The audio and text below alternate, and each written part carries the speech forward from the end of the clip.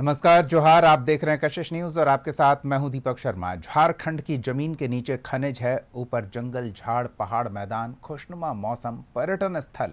जमीन के नीचे दबे खनिज को निकालने वाले खदान और खनिजों को प्रोसेस करने वाले कारखाने। ऊपर कुछ प्रसिद्ध, कुछ खुशनुमा, कुछ अनछुए पर्यटन स्थलों में सिमटी संभावनाओं की तलाश में सरकार दावोस से लेकर दिल्ली तक दौड़ लगा रही है। खनिज और अन्य प्राकृतिक, सांस्कृतिक, सामाजिक, भौगोलिक दुनिया के लिए अबुझ, अजूबा, जाना अनजाना हर संभावित लोक महत्व और लोकप्रिय संसाधनों का सदुपयोग कर सरकार झारखंड वासियों के लिए रोजी रोटी की बेहतर व्यवस्था बनाए रखने में लगी थी। लेकिन बदलते समय के साथ विकास की रफ्तार को गति देने के लिए इतना भर पर्याप्त नहीं। सरकार ऐसे में आमदनी का अतिरिक्त स्रोत तलाश रही है ताकि जनहित की योजनाओं पर खर्च बढ़ाया जा सके, झारखंड वासियों के लिए सुविधाएं बेहतर की जा सके, उनके जीवन शैली में सुधार किया जा सके, साथ ही उन्हें आत्मनिर्भर होने के बेहतर विकल्प दिए जा सकें। और इस प्रयास में दावोस से दिल्ली की दौड़ लग रही है। संभावनाएं तो अनंत हैं, सरकार प्रयासरत है और सिस्टम सहयोगी हो, इसके लिए उसे लचीला रखने पर सरकार का फोकस है। लोग सरकार के प्रयास को समझें और सकारात्मक रुख रखते हुए साथ खड़े हों तो 2047 के विकसित भारत के लक्ष्य में झारखंड 4 चांद लगाने को तैयार नजर आ रहा है। माइंस ने अब तक झारखंड को जो पहचान दी है, उसमें अगर लोगों की सकारात्मक मानसिकता का सहारा मिल जाए, मानव संसाधन की उच्च गुणवत्ता के सहारे झारखंड स्वर्णिम भविष्य गढ़ने को तैयार हो रहा है। आज बात इसी मुद्दे पर करेंगे।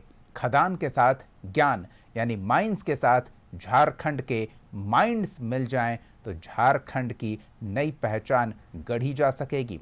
बातचीत करने के लिए हमारे साथ मेहमान मौजूद हैं, उनसे आपका परिचय करा दे। जेएमएम की ओर से पार्टी का पक्ष रखने के लिए धीरज दुबे जी हैं, बीजेपी की ओर से पक्ष रखने के लिए संदीप वर्मा जी हैं। शुरुआत धीरज जी से करते हैं। धीरज जी, दावोस से लेकर दिल्ली तक हेमंत सोरेन के नेतृत्व वाली सरकार कैबिनेट सहयोगियों के साथ दौड़ लगा रही है, निवेशकों को लुभाने का प्रयास कर रही है। झारखंड के लिए क्या संभावनाएं हम तलाश रहे हैं? देखिए, माननीय मुख्यमंत्री हेमंत सोरेन जी की जो इच्छा शक्ति है, जो विजन है, वो स्पष्ट हो रहा है कि झारखंड में माइंड्स है और उसके साथ साथ माइंड के लिए भी झारखंड जाना जाए। झारखंड सरकार प्रयास कर रही है कि जो हमारे पास पोटेंशियल है उसका सरकार यूज करके और पब्लिक तक पहुंचाए।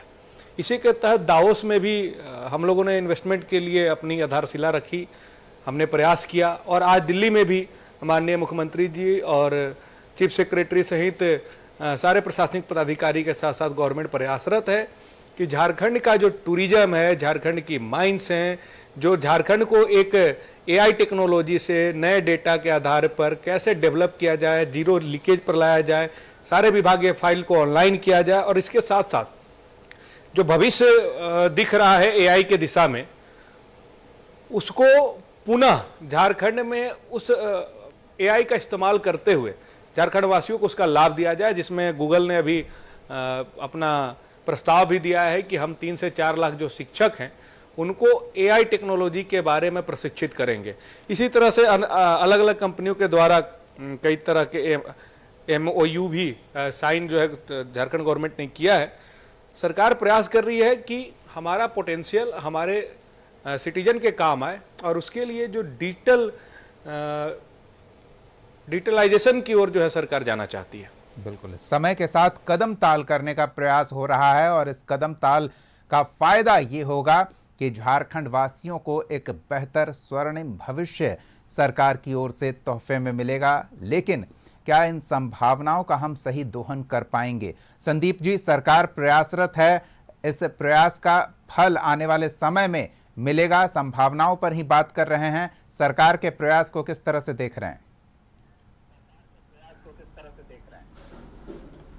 देखिए, मैं तो यही कहूँगा कि हेमंत सोरेन सरकार जो है वो झारखंड की जनता को ठगने का काम कर रही है और ये ठगने का काम जो है उनको बंद करना चाहिए। क्योंकि आपने जिस दावोस और यूरोप यात्रा का जिक्र किया, 1 वर्ष आज उसके बीत गए हैं। 1 वर्ष के बाद सरकारी खर्च पर जनता के जो गाढ़ी कमाई है उसके खर्च पर कितने पैसे खर्च किए उन्होंने, उसको बताना चाहिए, और उस यात्रा के बाद कितने का निवेश प्रदेश में आया उसको भी साफ साफ जनता को बताना चाहिए। ठीक उसी तरह से अभी दिल्ली में जिस तरह से वो होटल ताज में व्यवसायियों के साथ, जो इन्वेस्टर्स के साथ जो मीट कर रहे हैं, वो कितना बड़ा ढकोसला है। इसी बात से आप समझिए कि जो इस सरकार के वित्त मंत्री हैं वो दिल्ली में रहते हैं, लेकिन बावजूद इसके इस बैठक का हिस्सा नहीं होते हैं। उनसे जब प्रश्न किया जाता है तो बोलते हैं मुझे इस बारे में कोई जानकारी नहीं। प्रदेश के वित्त मंत्री का ये जवाब जो है अपने आप में इस बात को बताता है कि सरकार इन्वेस्टमेंट को लेकर के कितनी गंभीर है। और कोई भी इन्वेस्टमेंट जो है उसको अगर आप आमंत्रित करते हैं तो उसको लेकर के आपकी जो बेसिक सुविधाएं होनी चाहिए, क्या वो बेसिक सुविधाएं आपने उपलब्ध कराया है? आपने वादा किया था युवाओं को रोजगार देंगे, क्या आपने उतने युवाओं को रोजगार दिया? आपने कहा था कि हम महिलाओं की सुरक्षा करेंगे। हर दिन जो है आपके सामने घटनाएं हो रही है कि किस तरह से महिलाओं को प्रताड़ित किया जा रहा है, किस तरह से उनकी हत्या भी हो रही है। क्या महिलाएं सुरक्षित है? लॉ एंड ऑर्डर को लेकर के कितनी गंभीर है सरकार कि जो जमशेदपुर में पुलिस की कस्टडी से जो है खींच करके किसी व्यक्ति की हत्या कर दी जाती है। तमाम बातें आ गई, चाहे बातें राजनीतिक हो, सामाजिक हो, सरकारी सुविधाओं के साथ साथ लॉ एंड ऑर्डर की भी है। संदीप जी इसका विशेष रूप से उल्लेख कर रहे हैं। धीरज जी से थोड़ा जल्दी जल्दी एक एक कर हर विषय पर जानना चाहेंगे कि सरकार क्या कर रही है। एक तो धीरज जी, सबसे बड़ा मुद्दा यह है कि सरकार के सहयोगियों के बीच तालमेल का अभाव है, तो कहीं विभागीय कोऑर्डिनेशन की कमी का खामियाजा निवेशकों को न भुगतना पड़े। संदीप जी इसका विशेष रूप से उल्लेख कर रहे हैं। वित्त मंत्री के इस बैठक से दूरी का जिक्र कर रहे हैं। क्या इससे हेमंत सोरेन के प्रयासों को झटका नहीं लगेगा? नहीं, ठीक है, भारतीय जनता पार्टी का चिंता जायज है और चिंता करना ही उनका काम है। लगातार अभी 20-25 सालों तक झारखंड में वो चिंता करते रहे, सरकार के कामों का आकलन करें और जब उनको कुछ बोलने के लिए नहीं मिले तो कुछ भी बोलकर निकल जाए। वाइब्रेंट गुजरात करेंगे तो उनका गुजरात मॉडल हो जाता है, तब तो निवेशकों के लिए राज्य का द्वार खोलते हैं राज्य सरकार का। जब हमारी झारखंड में इस तरह का पहल किया जाता है तब इनको बड़ा मिर्ची लगने लगती है। इनको लगता है कि पैसे का मिसयूज हो रहा है, सरकार तरीके से काम नहीं कर रही है। यही अभी उत्तर प्रदेश के नोएडा में हुआ था। योगी जी जब ये काम किए थे तब वाह वाह बहुत बढ़िया। तो इनके लिए क्या है कि करना कुछ है, दिखाना कुछ है और बेवकूफ बनाने का तरीका ये जानते हैं। राम मंदिर का जब उद्घाटन होने लगा तो उस पर पैसा कितना खर्च हुआ मालूम है? 125 करोड़ रुपए। सिर्फ उद्घाटन में 8000 लोगों पर 125 करोड़ रुपए ये लोग फूंक देते हैं। जब शिलान्यास रखी जाती है तो 13 करोड़ रुपए ये लोग फूंक देते हैं। वो पैसे की बर्बादी नहीं है। आज भी हमारे देश में चुनाव आयोग ने दल के खर्चे पर कोई सीमा नहीं रखा है कि एक दल चुनाव में कितना पैसे खर्च करेगी। विधायक के लिए तो है कि 40 लाख खर्च करेंगे, सांसद के लिए है कि सांसद प्रत्याशी जो चुनाव लड़ रहे हैं 90 लाख खर्च करेंगे, लेकिन एक दल कितना 1000 करोड़ खर्च कर रहा है इलेक्ट्रोल बॉन्ड से पैसा लेके, और वो भी बीफ कंपनी से जो बीफ एक्सपोर्ट करता है उससे चंदा लेकर कितना खर्च कर रहा है, इस पर चुनाव आयोग कोई निगरानी नहीं रखता है। ये लोग कोविशील्ड नहीं, सुन लीजिए ना, कोविशील्ड से लोग 250 करोड़ रुपए ले लेते हैं चंदा। आज किसी का लिवर फेल्यूर हो रहा है, कार्डियक अरेस्ट आ रहा है, क्यों? क्योंकि अपनी सरकार को इमेज बचाने के लिए बिना पर्याप्त प्रशिक्षण के इन्होंने कोविशील्ड को अलाउ कर दिया कि भाई कोरोना के एंटीडोट के रूप में इसको यूज किया जाए। तो ये हमें सिखा रहे हैं कि क्या करना चाहिए। झारखंड में सबसे ज्यादा सत्ता चलाए, कितने टूरिज्म को डेवलप किए, कितने ग्लास ब्रिज हमारे यहाँ है, कितना रोपवे हमारे यहाँ है। आज अगर हम पत्रातुल में रोपवे की बात करते हैं, ग्लास ब्रिज की बात करते हैं, तो इनको चिंता होने लगती है। तो ये चाहते हैं कि झारखंड का पोटेंशियल कभी भी बाहर ही नहीं है। झारखंड में टूरिज्म है, झारखंड में खनिज है, माइंस है, चलिए पैसे का सदुपयोग हो रहा है, ये सदुपयोग नहीं करना चाहे। बिल्कुल, आप ये इनके लिए तो झारखंड लूट खंड है, जहां से ये लूट करेंगे और पूरे देश में चुनाव प्रचार में उस पैसे को लगाएंगे। यही सियासी आरोप है उनका। उस पर हम सरकार का क्या प्रभाव है, सरकार पर इस सियासी गुणागणित का कितना प्रभाव पड़ेगा, यही समझने का प्रयास कर रहे हैं। वो तो साफ कह रहे हैं कि वित्त मंत्री इतने बड़े आयोजन को लेकर अनभिज्ञता जता रहे हैं, तो कहीं ना कहीं विभागीय सामंजस्य की कमी हो सकती है और इसका खामियाजा निवेशकों को भुगतना पड़ सकता है। आखिरकार हेमंत सोरेन का प्रयास जो है निवेशकों को आकर्षित करने का, उसे झटका लग सकता है। इसका जवाब दीजिए।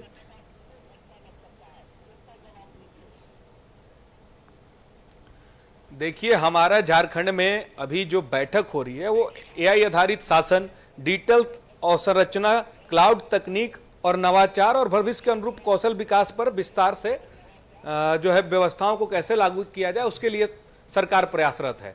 जब माननीय मुख्यमंत्री वहां खुद मौजूद हैं, चीफ सेक्रेटरी मौजूद हैं, तो हमको बताइए कि कौन सा विभाग चीफ सेक्रेटरी से अलग होता है? कौन से सेक्रेटरी हैं जो चीफ सेक्रेटरी को रिपोर्ट नहीं करेंगे या उनसे तालमेल नहीं बनाएंगे, या कौन से मंत्री हैं जो मुख्यमंत्री के अधीन नहीं होते हैं? तो इन सारे सवालों का, बेतुका सवालों का हम क्या जवाब दें? देखिए, आपको भले धीरज जी आपको बेतुका लग रहा हो, क्योंकि आपको लग रहा है कि जेएमएम के जितने नेता हैं एक सुर में, एक सामंजस्य में पूरा कैबिनेट को उठाकर, ये कोई पिकनिक स्पॉट थोड़ी है कि हम लोग सारे कैबिनेट उठकर वहां चले जाएंगे। तो झारखंड में बाकी विभागों को कौन संचालित करेगा? ये जवाब भारतीय जनता आपके पार्टी वित्त मंत्री दिल्ली में ही है, पता कर लीजिए। वित्त मंत्री दिल्ली में है और बोल रहे हैं कि इस तरह के किसी बैठक की सूचना उनको नहीं है। ठीक से पता कीजिए उनके स्टेटमेंट को। निश्चिंत रहिए, वित्त मंत्री के प्रति जो आप संवेदनशीलता दिखा रहे हैं, उतना ही संवेदनशीलता आप उस समय भी दिखा रहे थे जब चंपई सोरेन जी हमें कोई चिंता नहीं है, वो जो बोल रहे हैं उसके बारे में बड़ा चंपई सोरेन जी की चिंता थी। केंद्र में आपकी सरकार है ना, क्यों नहीं केंद्रीय मंत्री बना दिए? कहीं का राज्यपाल बना देते, कहीं उनको बड़ा पोर्टफोलियो दे देते। उनको तो प्लास्टिक का कुर्सी आपने नहीं दिए, दिन भर बेचारे को खड़ा रहना पड़ा जब अभी नितिन नवीन जी आए। विषय वस्तु तो बड़ा चिंता करते हैं। जब हमारी पार्टी, हमारे दल के नेताओं की बारी आती है तो चिंता करते हैं, लेकिन जब आप तोड़ के ले जाते हैं दल की बात ही नहीं हो रही है। गठबंधन में आपके जो सहयोगी हैं उनके साथ आपके दल का कैसा सामंजस्य है, इस पर बात हो रही है। मनाना बंद कर दीजिए। झारखंड की जनता को बेवकूफ मत बनाइए। नहीं, हमारी चिंता बंद कर दें ना। हमारे यहाँ तो कम से कम प्लेन क्रैश नहीं होता है ना, कि जब हमारे गुट के लोग इधर उधर जाने लगते हैं तो विजय रूपानी गुजरात के प्लेन क्रैश में डेथ कर जाते हैं, अजीत पवार का निधन हो जाता है। अब ये संयोग है कि इंसिडेंट है, ये तो ईश्वर ही जानता है, तो केंद्र सरकार ही जानेगी। लेकिन हमारे यहाँ कम से कम जरा बता पाएंगे आप धीरज जी? हमारे यहाँ कम से कम अपनी लोकतांत्रिक रूप से विरोध जताने का हक है। का लाया इन्वेस्टमेंट पूछ तो रहे हैं, बताइए तो। ये भी करना मुश्किल है। अरे आप लाइव टीवी में हैं, बताइए कितने का इन्वेस्ट।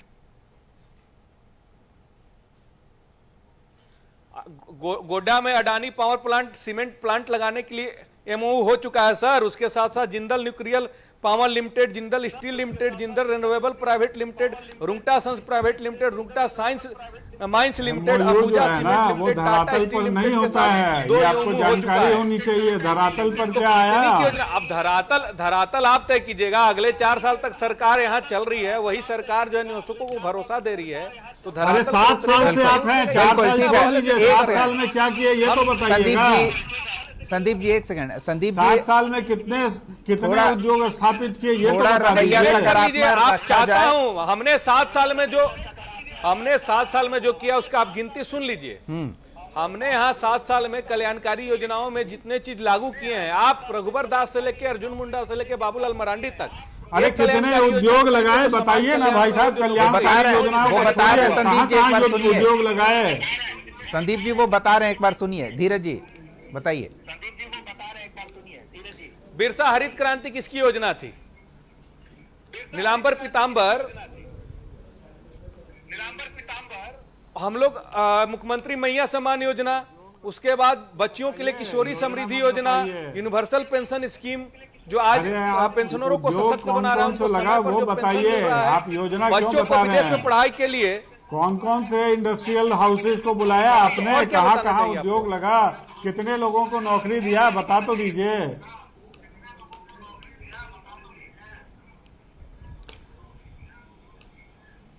नहीं, अब ये नौकरी के सवाल पर तो हम आपसे भी पूछ सकते हैं कि सबसे बड़ा जो नौकरी देने का फील्ड है वो है सीसीएल, कोल इंडिया लिमिटेड, उसके बाद डिफेंस है, रेलवे है। तीनों में कितनी बार आपने निकाल दी? 2 करोड़ का तो आपने वादा किया था कि हर साल देंगे। आप पकौड़े तलने की बात कर दिए। हमसे पूछ रहे हैं कि कितना होना चाहिए। धीरज जी हम तो इसी रांची में 114 करोड़ आप धीरज जी, एक सेकंड मत रुकिएगा। जाइए। संदीप यहाँ जी, झारखंड इसी के रांची विषय में संदीप जी, 114 इसका जवाब एकड़ में दीजिए। हम लोग टेक्निकल पार्क खोलने की तैयारी कर रहे हैं। बिल्कुल तैयारी हो जमीन रही भी है। चिन्हित हो संदीप गई जी है। से संदीप जी से एक छोटा सा जवाब ले लेते हैं। धीरज जी, फिर आपके पास आते हैं। संदीप जी, बीजेपी की सरकार ने हाथी उड़ाने की कोशिश की थी, अब हाथी के डैने उतने फैल नहीं पाए कि हाथी उड़ान भर पाए, तो क्या इसका मतलब है कि आगे जो सरकार आए वो प्रयास भी ना करे आपको निवेश बता के दे रहे लिए? हैं। उसी रघुवर दास जी के सरकार में कितने उद्योग लगे ये भी सुनिए, वो भी बताता हूं मैं आपको। सुन लीजिए। टेक्सटाइल इंडस्ट्री जो है उस समय जो लगाया गया उसके बारे में भी सुन लीजिए। अरविंद स्मार्ट टेक्सटाइल मिल्स जो है वो स्थापित किया गया।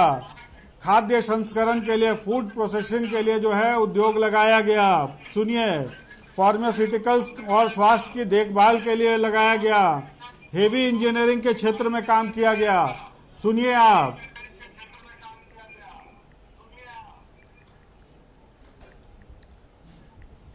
आज स्थानीय जो यहाँ पे लोग हैं उनके जो उद्यमिता को उजागर करके झारक्राफ्ट जैसे जो इंडस्ट्रीज को लगाया।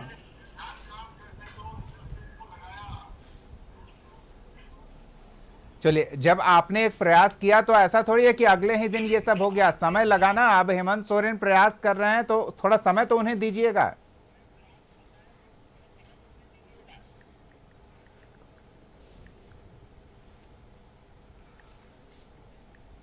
संदीप जी, जी हेमंत सोरेन प्रयास कर रहे हैं तो उन्हें समय तो दीजिएगा ना। नहीं, समय उनके पास पूरा समय ले, लेकिन लोगों को बेवकूफ ना बनाए। 7 वर्षों में क्या काम किया वो बताना चाहिए। आगे भी जो है उद्योग के लिए माहौल बनाए। उद्योग के माहौल के लिए आपको लॉ एंड ऑर्डर को ठीक करना होगा, तभी लोग यहाँ पे आएंगे। यहाँ स्थानीय लोग जो है डरे रहते हैं। दिन दहाड़े हत्या हो रही है, पुलिस कस्टडी से लोगों को खींच के मारा जा रहा है। ऐसे माहौल में कौन आना चाहेगा यहाँ? चलिए धीरज जी, निवेशकों को आकर्षित करने के लिए जरूरी है बेहतर लॉ एंड ऑर्डर की स्थिति हो, उस पर सवाल उठ रहे हैं। देखिए, रघुवर दास जी की जब सरकार थी तो बहुत ही तामझाम के साथ करोड़ों, 100 करोड़ रुपए से भी ज्यादा ये लोगों ने हाथी उड़ाने में खर्च किया। और ये बोल रहे हैं कि हम लोगों ने ये उद्योग लगाया। एक एचईसी है सर रांची में, उसको मृत अवस्था में छोड़ दिए।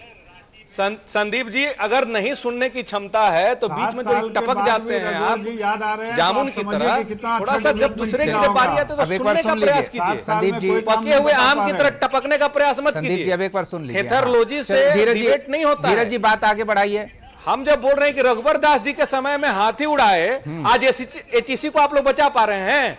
एचईसी के लिए आपके सांसद से लेकर आपके पूरे जो यहाँ प्रदेश भाजपा है, उन्होंने कोई कार्रवाई केंद्र सरकार से कराई। धीरज जी, लॉ एंड ऑर्डर पर सवाल है, उस पर जवाब दीजिए। बैठ के वहां से भाषण और पकौड़े तलने से गाड़ी कमाई से गए थे और देश विदेश घूमने से। धीरज जी, लॉ एंड ऑर्डर को लेकर सवाल है। पूरे 2025 और 26 में कितने 100 करोड़ रुपए विदेश घूमने में खर्च हुए हैं माननीय प्रधानमंत्री जी, इसका भी आंकड़ा निकाल लीजिए। अरे लॉ एंड ऑर्डर में उसके बाद विधायक को और सांसद को धमकी देता है। क्या क्रिमिनल आपके पार्टी का ना है? नीरज सिंह आपके पार्टी का क्रिमिनल है, उसको आप प्रदेश संयोजक के पद पर रखे हुए हैं। उस व्यक्ति को आप सरेंडर के लिए प्रोत्साहित नहीं करते हैं, उसको बचाने के लिए हर हथकंडा अपनाते हैं।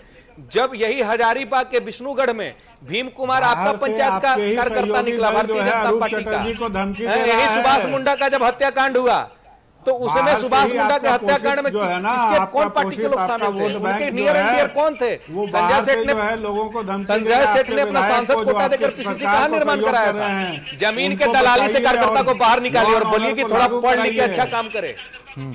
बोल तो रहा हूं कि जमीन दलाली से कार्यकर्ताओं को बाहर निकलिए और अपराध से। ठीक है, एक सेकंड। अपराध और जमीन दलाली में आपके कार्यकर्ताओं का योगदान हो रहा है ना, उसका डेटा है। पता है कि अपराध के मूल में कौन है तो उस पर कार्रवाई क्यों नहीं कर रहे हैं? बार बार आपराधिक कार्रवाई हो रही है, पता कीजिएगा डीजीपी स्तर से, हर जिला से। Deepak ji, for your kind information, DGP ने हर जिले से जो जमीन माफिया और भू माफिया जिनका लंबा इतिहास है, जिन पर एफआईआर, उसकी सूची मांगी गई है। और सारे जो पुलिस अधीक्षक हैं सूची को अपने डीआईजी के पास जमा कर रहे हैं। ये पिछले 2 महीने की गतिविधि में बता रहा हूं। पता चल जाएगा कि उसमें कितने लोग संलिप्त हैं और कितने लोग जो है सो गरीबों का जमीन लूटने के लिए महिलाओं को आगे करके और इस तरह का कारोबार चला रहे हैं।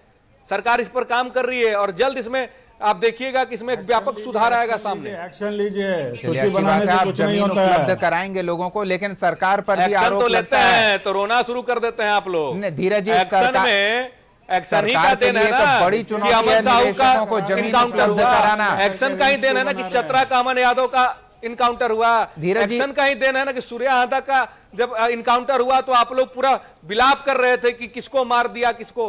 भैया धीरज जी, वो बात आ गई। एक और चीज आप संत बनाने लगे हैं। धीरज जी, एक और चीज बता दीजिए। चंदा चोरी करने लगते हैं तो संत भी आपके अच्छे नहीं है और अपराधी भी आपके साथ हो रहे हैं वो अच्छे नहीं है। एक और बात बता दीजिए। दोनों वैसे ही सरकार के सामने एक बड़ी चुनौती पहुंच रही है।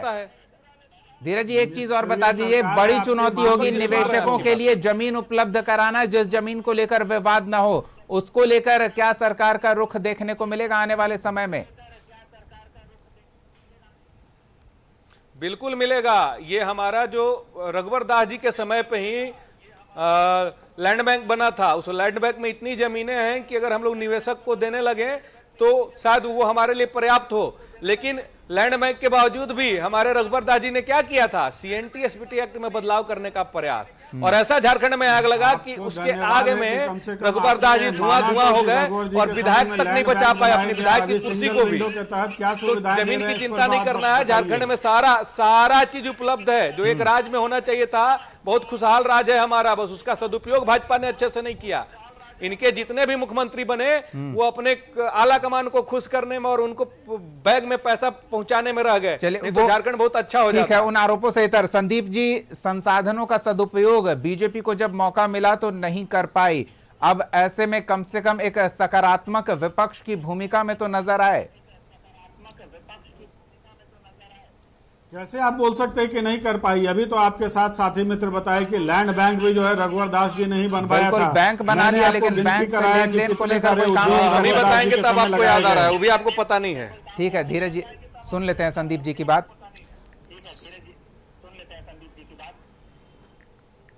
अभी मैंने आपको बताया कि कौन कौन से उद्योग लगाए गए और इसके अलावे सीमेंट से लेके एलपीजी के बॉटलिंग, लाफार्ज सीमेंट का जो है उसका प्लांट लगाया गया। ऐसे कई सारे उद्योग जो है इस समय लगाए गए। और 7 वर्ष से अभी जो सरकार है उस सरकार को इस बात की चिंता करनी चाहिए कि झारखंड में जो उद्योग बंद हो रहे हैं उनको बंद नहीं होने देना चाहिए। साथ में लॉ एंड ऑर्डर को ऐसा रखिए जिससे कि यहाँ लोग आकर्षित होकर के आए। खनिज संपदा की जो लूट मचा करके रखे हैं आप लोगों ने, उस लूट को बंद करके उस संपदा का सदुपयोग करिए ताकि स्थानीय लोगों को रोजगार मिल सके। इस तरह के कार्य को कीजिएगा तभी आप जनता से जो आपने वादा किया वो पूरा कर पाइएगा, नहीं तो ऐसे ही ठगते रहिएगा और फिर से आप अपना बाकी का बचा समय बिता दीजिएगा। चलिए धीरज जी, अपनी बात रख लीजिए। देखिए, अटल बिहारी वाजपेयी जी की एक बहुत प्रसिद्ध पंक्ति है कि छोटे मन से कोई बड़ा नहीं हो सकता और टूटे मन से कोई खड़ा नहीं हो सकता जी। अभी भारतीय जनता पार्टी की स्थिति यह है कि कई पूर्व मुख्यमंत्री वहां मौजूद हैं। बाबूलाल मरांडी जी को चिंता है कि भाई हमको पार्टी से बाहर कर दिया गया था, हमको मुख्यमंत्री पद से हटा दिया गया था और हमें लंबा बनवास झेलना पड़ा। फिर उनको प्रदेश अध्यक्ष बना देने से रघुवर दास जी नाराज है कि हम तो पूर्व मुख्यमंत्री थे, हमको राज्यपाल बनाकर भेज दिया गया और झारखंड की राजनीति में जो प्रदेश इकाई है उसमें हमारा कोई रोल नहीं है। चंपई सोरेन जी बेचारे नाराज हैं कि हम इतना मेहनत करके, इतना तामझाम करके हम भारतीय जनता पार्टी में शामिल हो गए, उसके बावजूद भी हमको बैठने के लिए प्लास्टिक का कुर्सी नहीं दिया जा रहा है। केंद्र में सरकार है, कई पोर्टफोलियो बड़ा दिया जा सकता था, केंद्र में मंत्री बनाया जा सकता था, राज्यपाल अच्छी बात है, कितनी अच्छी बात है कि आप बीजेपी को लेकर इतने चिंतित हैं, बीजेपी के नेताओं को इतने क्लोजली ऑब्जर्व करते हैं। नहीं धीरज जी, आपने मेरे पिछले सवाल का जवाब नहीं दिया। जब आप अपने विरोधी दल के नेताओं को लेकर इतने संजीदगी से विचार रखते हैं और नजर रखते हैं तो अपने सहयोगियों को लेकर विचार खुलकर क्यों नहीं व्यक्त करते? संदीप जी एक सेकंड, संदीप जी एक सेकंड, वित्त मंत्री ही इतना कीचड़ करो, इतना कीचड़ करो, लेकिन ये कीचड़ करने में इन्हीं के कार्यकर्ता और नेता जो है उसकी वित्त मंत्री सरकार के साथ सहयोगी व्यवहार नहीं कर रहे हैं, सरकार के कामकाज को लेकर भी उनका सहयोगी रुख नहीं मिल रहा है और ये शिकायत उन्हीं के दल के नेता भी कर चुके हैं जो मंत्रिमंडल में उनके साथी हैं। तो फिर कैसे माने कि बेहतर कोऑर्डिनेशन निवेशकों को देखने को मिलेगा? अरे चिंता मत कीजिए, बीत पीत वायु और कफ दोष का निवारण जो है वो माननीय मुख्यमंत्री जी कर लेंगे। चलिए अच्छी बात है, चिंता हम नहीं करेंगे, लेकिन अगर झारखंड की जनता के माथे पर हम लोगों को क्या चिंता की उपाय करना है, लकीरें उनको कैसे खींची ठीक रखना तो ये है हेमंत और सोरेन कैबिनेट के कैसे मौजूदा चलेगी, उसकी गठबंधन वाली जवाब सरकार के लिए नहीं। लक्ष्मण रेखा हो जाएगी कि अब आपका बहुत हुआ, आगे आपको इनके चिंतित ना मंत्री, होना वित्त पड़े, मंत्री अगर हम सलाह इसकी चिंता देंगे कर तो रहे हैं। उनको भी कहेंगे कि भाई उनकी चिंता मत करिए। चलिए ठीक है, संदीप लेकिन जी उसका बहुत बहुत पालन धन्यवाद करने अपना की समय मुझे देने लगता के लिए, है बातचीत कि रखने के लिए। धीरज जी आपका भी बहुत बहुत धन्यवाद। तो झारखंड में निवेश लाने के लिए हेमंत सोरेन के नेतृत्व वाली सरकार दावोस से दिल्ली तक दौरा कर रही है, दौड़ लगा रही है, बड़ी संख्या में निवेशक झारखंड आए, इसका प्रयास हो रहा है। बेहतर माहौल का दावा किया जा रहा है, दावों में कितना दम है ये तो आने वाले समय में पता चलेगा, लेकिन फिलहाल ये मुद्दा गर्म है और इसी मुद्दे पर हम बात कर रहे थे। फिलहाल के लिए इतना ही, अगले एपिसोड में एक और मुद्दे के साथ हम फिर मौजूद रहेंगे, तब तक के लिए देखते रहिए कशिश न्यूज़।